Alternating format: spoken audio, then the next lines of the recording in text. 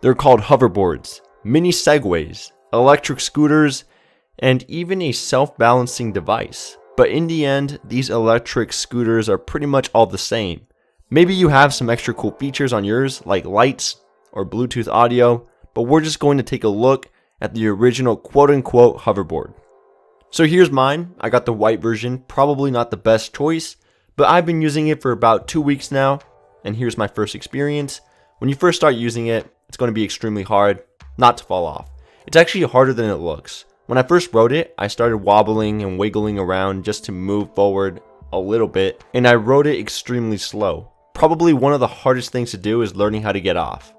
Everyone who used my hoverboard for the first time had a hard time getting off it, let alone ride it. To get off, they try to jump off, take their feet off backwards, and for some people, we even had to lift them off it.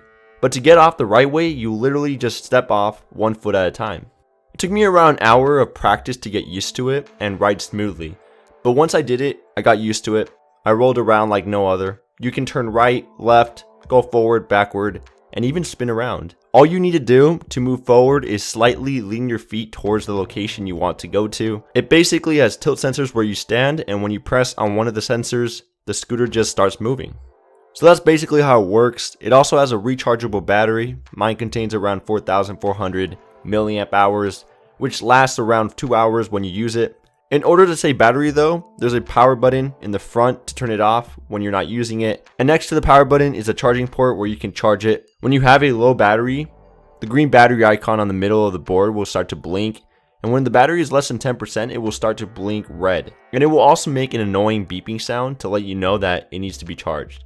But battery on this device is not an issue. Okay, so even though it's a very expensive device, you will scratch it, dent it, maybe even crack it. I mean, it is made out of plastic either way.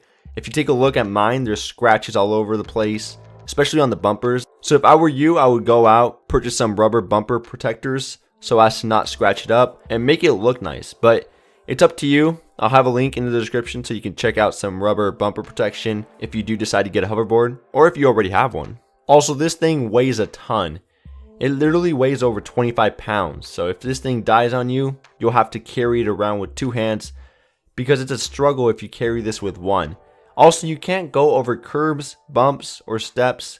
And not to mention, this is an eye catcher, so people will stare. So there are some great disadvantages here to note, but I still got one. So why would you buy this? I personally got it because it made transportation faster and more entertaining. Obviously, these vehicles, they're not as fast as a car, but it does have a top speed of 6 miles per hour, so you'll definitely get over to your destination faster than if you were on foot.